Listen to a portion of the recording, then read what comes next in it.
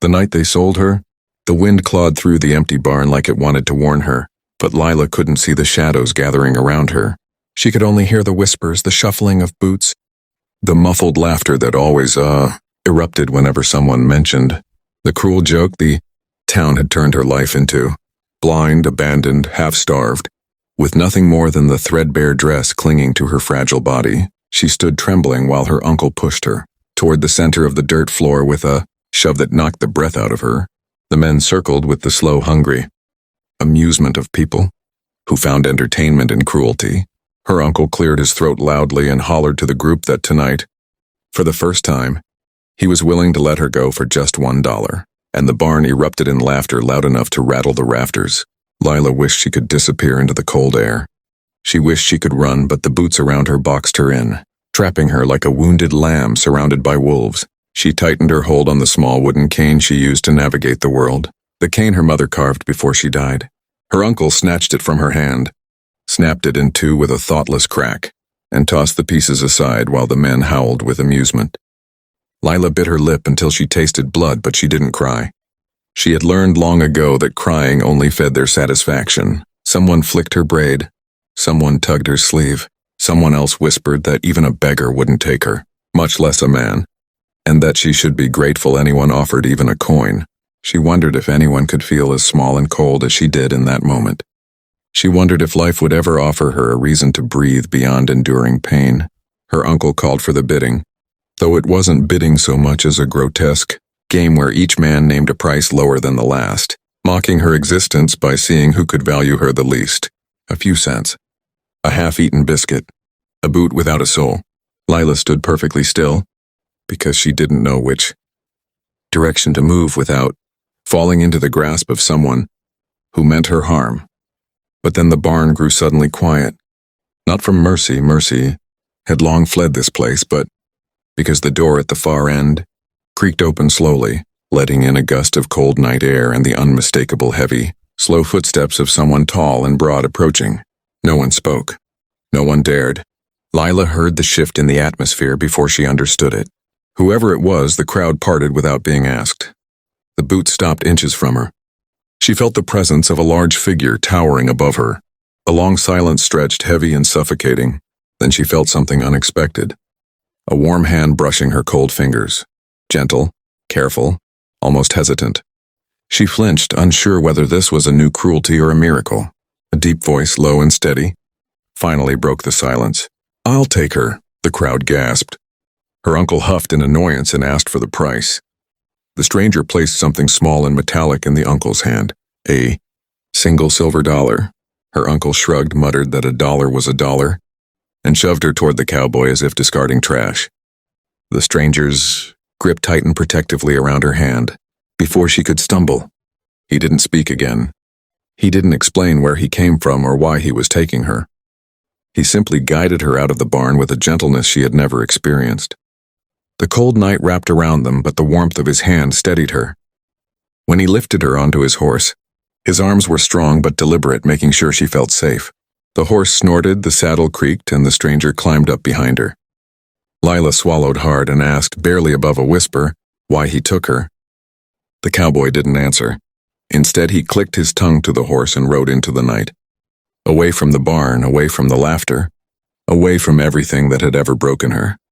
The world blurred past her, but she felt every shift of the horse, every gust of wind, every beat of the cowboy's heart against her back. He didn't speak.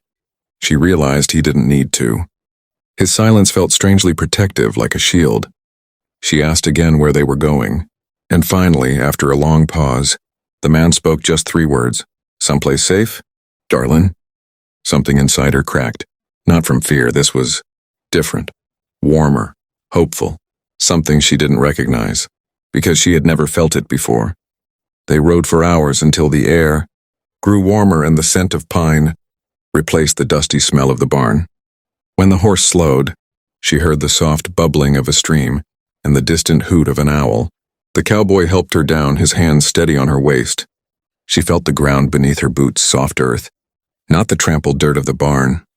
He led her to a small cabin she could sense from the way sound shifted around the walls. The door creaked open softly. A warm fire crackled inside. He guided her forward and placed her hand gently on the back of a chair before letting go. For the first time since he took her, she felt a tremor of fear return. Why was he doing this? Why bring her here? Who was he?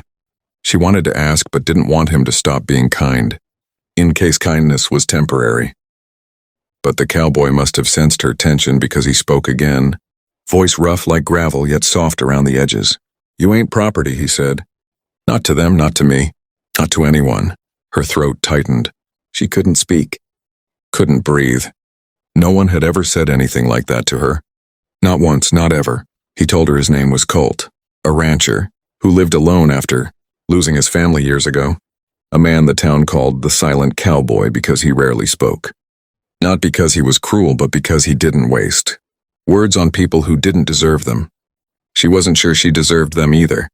Colt sensed her uncertainty and added quietly, "I ain't gonna hurt you. You'll leave whenever you want. But until then, you got a roof, food, and someone who ain't gonna let the world break you." She inhaled sharply, trying not to cry, but a single tear slipped down her cheek. Colt didn't touch her, didn't intrude. He simply handed her a clean handkerchief and lit an extra lantern so the room felt warm, even if she couldn't see it. The night passed slowly. She sat near the fire, feeling the warmth seep into her bones. Colt swept the floor, prepared a meal, and checked the windows and doors like he was making sure danger couldn't reach her. She whispered a thank you. He nodded once. She wondered if he saved her out of pity, guilt, or something else entirely. Before she fell asleep on the spare cot he offered, Colt said in the softest voice she had ever heard, "Lila, those men won't touch you again. I swear on my life." She clutched the blanket and let the most fragile feeling she had ever known settle into her heart, hope. When dawn came, Colt was already tending the horses outside. She listened to the rhythmic sound of him moving, the quiet confidence in each step. He brought her food and placed it in front of her with a careful hand. She asked if she could help with anything, and he told her not yet, that she should rest first.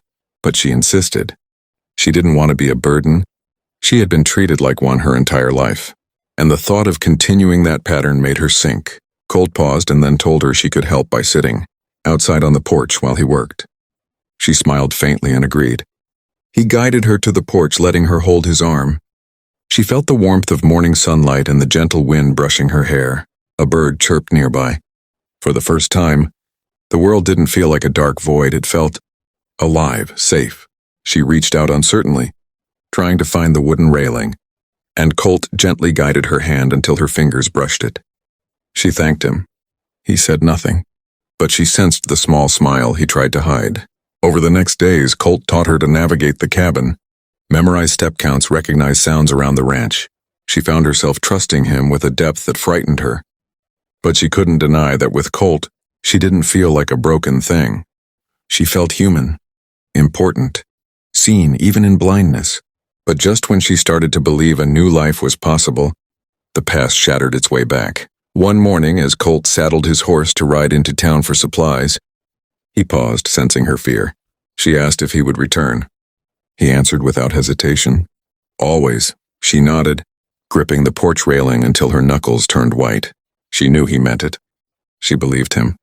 But hours later, as she waited, she heard something that turned her blood to ice. Voices. Male voices. Familiar, cruel, laughing. Her uncle.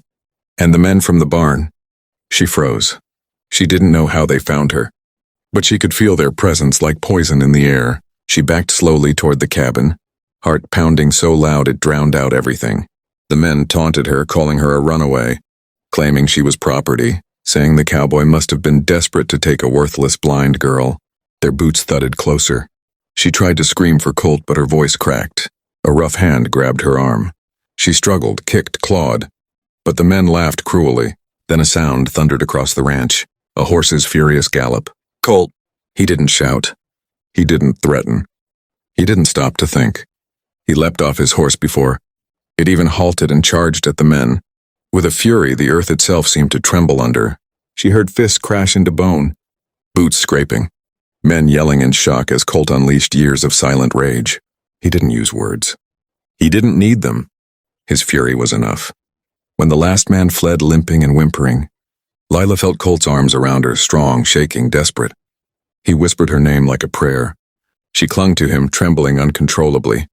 He cupped the back of her head and pressed his forehead to hers. I'm here. I'm here. I ain't letting anyone take you, not now, not ever. Tears streamed down her cheeks. For the first time, she believed she wouldn't face the world alone. As the sun set, they sat together on the porch, her hand resting lightly over his. She whispered that she didn't understand why he saved her. Colt turned to her slowly, his thumb brushing gently across her knuckles. Because, he said, voice raw, before you, I'd forgotten what it meant to care about someone. You made me remember. She inhaled sharply. Her heart, fragile and trembling, felt like it finally found a place to belong. Colt squeezed her hand. If you'll have me, he whispered, I'll spend my life making sure nobody ever hurts you again. She felt the truth in every word. And for the first time, she didn't feel blind. She felt seen. Lila leaned gently against him, and the silent cowboy wrapped his arm around her, his voice steady as he said the words she would carry for the rest of her days. You weren't sold, Lila, you were saved. And somewhere deep in the quiet of the night, she realized that the miracle she once believed she'd never receive had walked into that barn, taken her hand and rewritten her entire fate.